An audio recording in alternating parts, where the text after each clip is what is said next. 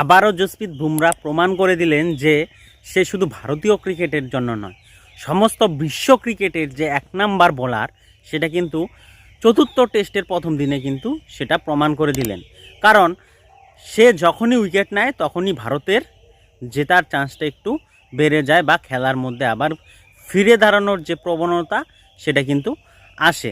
যেইখানে অস্ট্রেলিয়ান দলের 236 রানে 2 উইকেট ছিল, সেই জায়গায় দিন শেষ হতে হতে 311 রানে কিন্তু 6 উইকেটে প্রথম দিনের খেলা শেষ হয়।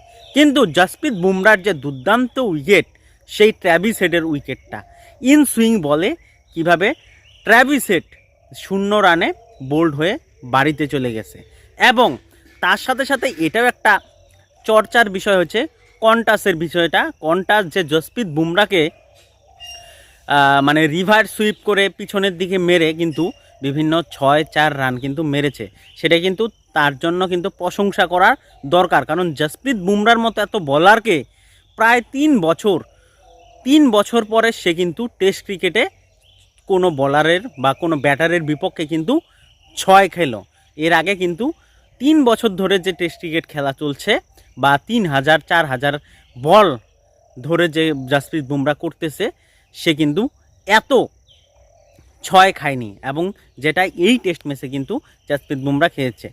এর সাথে সাথে বিরাট কোহলির সাথে যে কন্টাসের যে কন্ট্রোভার্সিটা, সেটা আমি যা দেখলাম ভিডিও ফুটেজ থেকে, বিরাট কোহলি এত উচ্চমানের ব্যাটিং হওয়া সত্ত্বেও যদি 19 বছর বয়সী কন্টাসের সাথে এরকম নিজের ইচ্ছা করে সে শরীরের সাথে ধাক্কা মারলো, সেটা কিন্তু সমস্ত ভিডিও ফুটেজে প্রমাণ করলো। আমি বিরাট কোহলির বড় ভক্ত, কিন্তু তাই বলে যে কোনটা ঠিক কোনটা ভুল সেটা আমি বুঝতে পারবো না, সেটা কিন্তু নয়। এই জায়গায় কিন্তু বিরাট কোহলির সমস্ত দোষটা কিন্তু বিরাট কোহলির পক্ষেই যাবে, কারণ সে ইচ্ছাকৃতভাবে কিন্তু তাকে ঘাট দিয়ে কিন্তু ধাক্কা দিয়েছে। এটাই আমি বুঝি না যে নাম্বার 1 একজন বিশ্ব ক্রিকেটের একজন ব্যাটার, সে 19 বছর বয়সী প্রথম টেস্ট ক্রিকেটে ডেবিউ করলো, তার সাথে এরকম মানে বিতর্কে জড়িয়ে পড়বে, সেটা মানে বিরাট কোহলির কাছ থেকে কিন্তু আমরা ক্রিকেট প্রেমীরা কিন্তু আশা করতে পারি না। তার সাথে সাথে জসপ্রীত বুমরার ওই যে বললাম 3টা উইকেট এবং রোহিত শর্মার স্টাম্প মাইকের বিভিন্ন রকম আওয়াজ, এটা মনে হয় টেস্ট ক্রিকেটে 3 ম্যাচ ধরে কিন্তু সেটা আমরা মিস করতেছিলাম, যেটা চতুর্থ টেস্টে কিন্তু সেটা আবার রোহিত শর্মার যে এনার্জি, বডি ল্যাঙ্গুয়েজ, সেটা কিন্তু প্রমাণ করছে যে সে এখন কিন্তু সে তার আগের ফর্মে ফিরে আসতেছে।